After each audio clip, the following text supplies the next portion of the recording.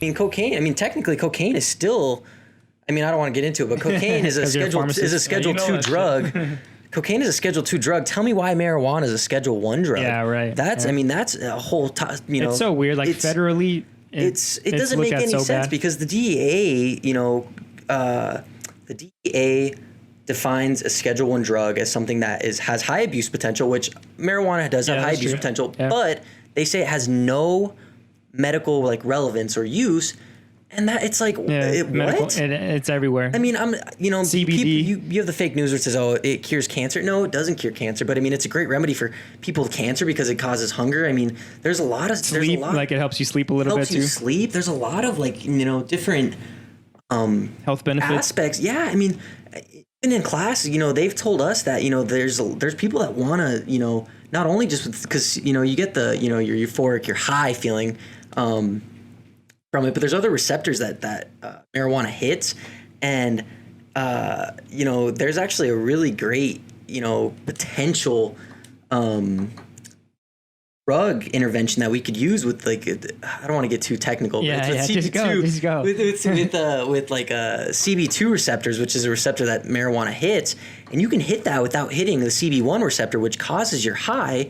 So in class they tell us you can get the benefit without getting the high from it. Yeah, and it's for pain, and there's I actually did a review on this study that showed that when you have inflammation, so if you get a pain, get a cut or something, or you have neuropathy, your body naturally upregulates the DNA for CB2 receptors. So you have it in your body. You have an increase in those receptors, which makes it even more likely that marijuana actually help for pain. But a lot of times the research isn't done because of the restrictions, because of the the negative that makes perfect sense. And it's there's just a negative stigma around marijuana. It's just such a negative stigma, and it's it's because it's bad. Oh, it's no, it's not. It's not. I mean, 1,000 times better than cocaine. Just like anything though, you can abuse it. Too much of anything is bad. It depends on what you define as a drug. I mean, caffeine's a drug. Yeah. Nicotine's a drug. Yeah. And to me, alcohol is a huge. Alcohol is, you could go to Walmart and buy a big old bottle of booze and kill yourself in an hour, and you're done. To me, it's long-term alcohol use is way worse than marijuana use. Your liver's gonna get destroyed. And the only hiccup I see in completely legalizing recreational use for marijuana is how do you tell if someone's under the intoxicated? Yeah, it's hard. Because driving. Exactly, because people say, "Oh, would you rather have a high driver or a drunk driver?" Well, in reality, you don't want either. That's true. Yeah, if you're putting me in that, the worst of two evils, sure, you don't want a drunk driver, but both of them are, both people are intoxicated, and you have a way to tell if somebody's been drinking. There's no objective way to tell if somebody just was token up. Nothing's firm. Everything's especially subjective. With eating it now, you could eat a big old brownie, and how the hell are you gonna? And you can't smell. There's no trace. Exactly. Nothing like that. Good point. So that's, to me, that's the only. I mean, but that's for recreational use. For medical use, I don't think there's any excuse why it shouldn't be legal, because it's just that seizure stuff. Those kids that are having a remarkable difference from when they get given marijuana, and then there's a lot of stories of people who I think live in Texas, for example, where marijuana is highly regulated and there's no medical, nothing, it's completely outlawed. So they have to go to Oregon, Washington, or California and go live up there just so their kid could have this medicine that should be readily available everywhere. Why do they have to move an entire state just to almost keep their daughter or son alive? I think it goes to it just goes to show you mentioned CBD. Nobody really knows. I mean, it's not, so CBD is not, it doesn't have any THC, but I was talking about the receptors. CB1, causes your high. CB2 is for pain or whatever. But CBD doesn't hit either of those receptors, so they really don't know if there's maybe more receptors. They don't know what CBD That's strange. is. So but it's, to me, it's if it was legal, we would know this stuff. Yeah, the research would be implemented. And, I've had, people ask me, consultations for CBD and stuff. And the way I look at it is it's kind of like ibuprofen in a way. It's gonna, it's gonna decrease inflammation. You're not gonna get your high. But I just think that there's it's almost like a Band-Aid, right? Like you just put like a little Band-Aid on it. Like it'll help in the moment, but it's not going to really reverse what's going on with you or cure it. And like you said, it's not going to get you high. It's not going to do any of that stuff. But I mean, CBD does have its, and you see more stores popping up like at least in Arizona where we're at, like there's, little stores that are popping up here and there, CBD stores. Like I think I saw one at a Bashas, like just like a little section of just CBD there. Well, so what I think is kind of crazy too is that I try and counsel patients on is that all that stuff is not regulated by the FDA. So just be careful. It's not regulated by the FDA, meaning that just because it says on there that it has a certain amount of this or a certain amount of that doesn't necessarily mean that's what you're getting, because supplements, it's considered a supplement, and supplements are not regulated by the FDA. They're not looked at. They're not double checked or whatever. Yeah, exactly. So I mean, it kind of falls under that umbrella. It's up to whatever the CBD companies, like up to their discretion. If they want to put whatever it is, like that's what they're going to put. Yeah, and no one's checking them. They did studies where like most of them actually were not accurate on what they were intaking. See, that's bad too. Like it shouldn't be like that either. Like they're almost like.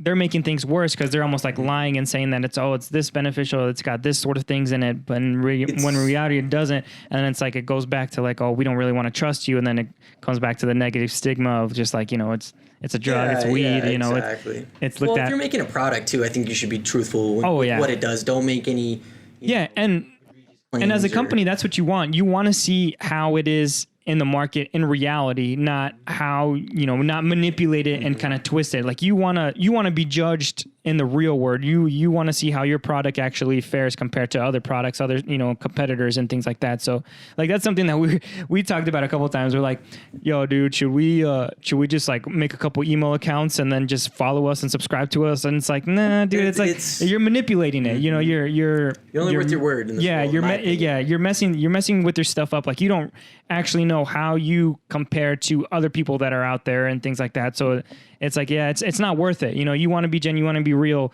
not only to other people, but to yourself too. You're lying to yourself, saying, we have this many subscribers when half of them are fake. They're bots that you created and you followed for yourself. And I'm sure there's plenty of people. Are they though? That are doing. Well, I don't want to say anything.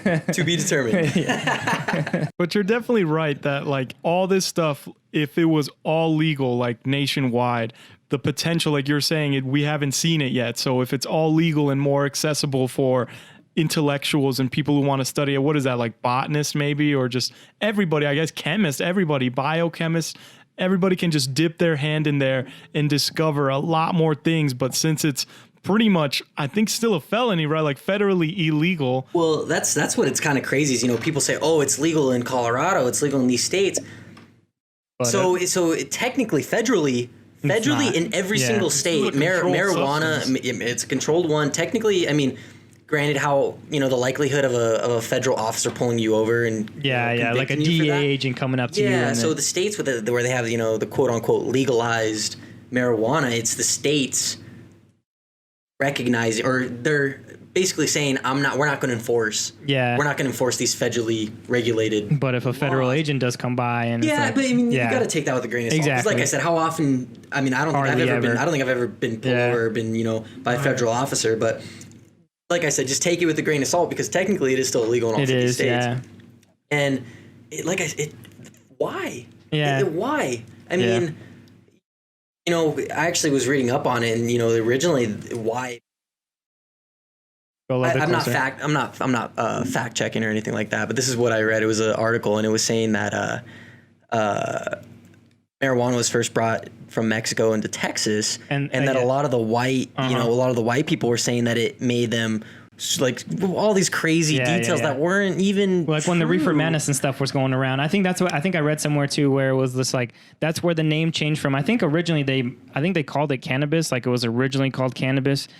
And then it switched over to marijuana because through the reefer madness, I think it was in the 20s, right? Sometime around then, 1920s, where they kind of were like, oh, this is a plant coming from Mexico. So and that's where they kind of changed the name marijuana, and it sounds like a kind of like a Hispanic or like a Spanish kind of name, right? And marijuana. it came with the stigma, right? That it was driving Mexicans crazy. It was driving like black people crazy. Yeah, I bet you it was like it makes them rape white women or something like that. And it's it builds a stigma. Like over time, it just becomes And like I said, cigarettes are legal.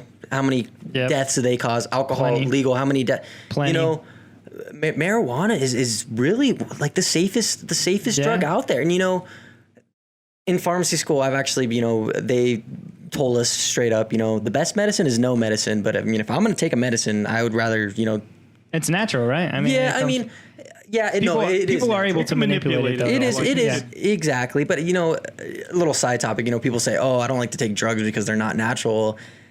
50% of all marketed drugs are actually derived from natural processes. So that I always, just a little keep that in mind. Right. I mean, like I said, don't take a medicine. The best medicine is no medicine, exactly. But unless you have to, it's it just to me, the logic isn't there why it's illegal. I mean, it's just because the DEA and the federal, it's just that stigma, dude. It's what, and at the same time, like it's not only just like a smokable thing or something that you can eat. It's also a lot of like paper. You can create paper and stuff like that, or hemp, right? That's what the hemp. You can create like lotion or really whatever. Strong paper. I heard a super strong form of and paper. It's biodegradable. Yeah, and you could just it's just on the ground and it'll just get into the ground later. It's such a huge economic boost. Yeah. I mean, billions have been. Look at Colorado. I mean, Colorado's getting extra money. Yeah, I mean and you know what I mean. It's like do something good for it. In states that are against it, but have really poor education systems, it's like, why don't you just legalize marijuana and fund with educate? You know what I mean? It's like if you're worried it's going to be doing something bad, then at least make it. But then people don't want to be like, oh, this school was created because of weed money. It's just because of that negative stigma. But once you erase that negative stigma, things become okay, and more research comes up. Exactly, and everything like that. You were saying, like alcohol tax. I'm sure alcohol is taxed pretty heavily, and I wouldn't doubt it that there are schools who used alcohol tax money to fund, I don't know, building their new gym or something. And exactly, it's stigma, dude. You're okay with having a gym that was built because of booze money, but if it was weed money, it's definitely true. Yeah, it feels like for a lot of places for sure different. Well, the other thing too is, I mean, don't quote me on this, but marijuana, I mean, it's readily available, even though it's still illegal. You know what I mean? So it's just like people are going to do it regardless of whether it's legal or illegal. And you're kind of holding back the scientific aspect of it. You're holding back the economic growth of it. That should be like the forefront of it all. Like we should be researching more into it. We should be noting the benefits and seeing when things go wrong. Note that too. Well, so America has a huge opioid pandemic. Fentanyl, especially like right now. Well, so what's crazy is fentanyl was actually made in the 60s. It's people think it's brand new. It's not. It was made in the 60s. It's extremely potent, and that's why it's so deadly. Is because if you just take a little bit, I think the analgesic dose is like 2 milligrams or something like that. But I mean. Yeah, people, fentanyl is this illegal drug. Fentanyl's at pharmacies. Fentanyl's at, what I mean? It's all about how much you're ingesting. Exactly.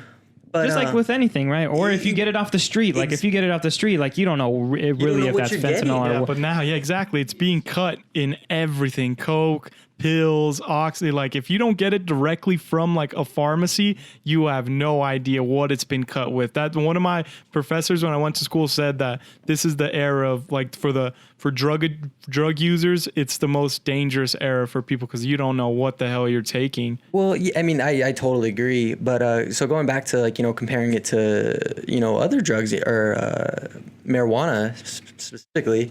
Opioids, I think, caused like 80,000 deaths in the United States last year. And I actually had to do a project on opioids. And there were, for every person in the United States, there was enough prescriptions for everyone to have 1.5 prescriptions of opioids.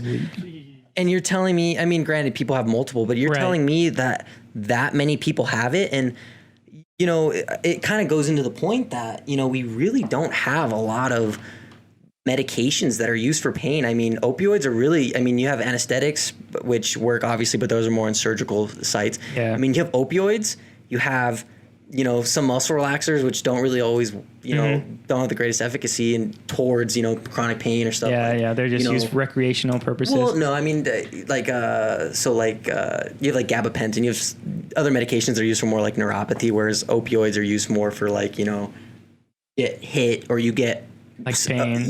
Chronic pain. So there's just different types of pain that they work for. But I mean, you really have opioids and, you know, Tylenol, and then ibuprofen and aspirin, like, or NSAIDs like as they're called. So we really don't have a whole lot of options. And when you kind of play into that, it's like, okay, so in school we learned that, you know, there could be a great intervention with marijuana with the CB2. It's not only are you, you know, creating all this economic growth and all this stuff, but if you legalize marijuana, you're incorporating, you know, the science, the research aspect towards it too. And if you do find a suitable, say you find a great, you know, drug for pain that can replace opioids, you're saving 80,000 lives a year. Not only that, you're helping people up a little bit more. You know, more people are being healthier, and it's not as addictive, and it's not going to blast you into like cloud 9. It's not going to free like Oxy or a Vicodin or something. It's not going to blast you off. And I'm sure it's cheaper, you know, more natural. And I mean, like you said, like you brought it back. Yeah, you brought it back. Opioids is from opium, so I mean, just because something's natural doesn't necessarily mean it's good for you. You know what I mean? There's how many plants can kill you, so just because it's natural doesn't necessarily mean it's good for you.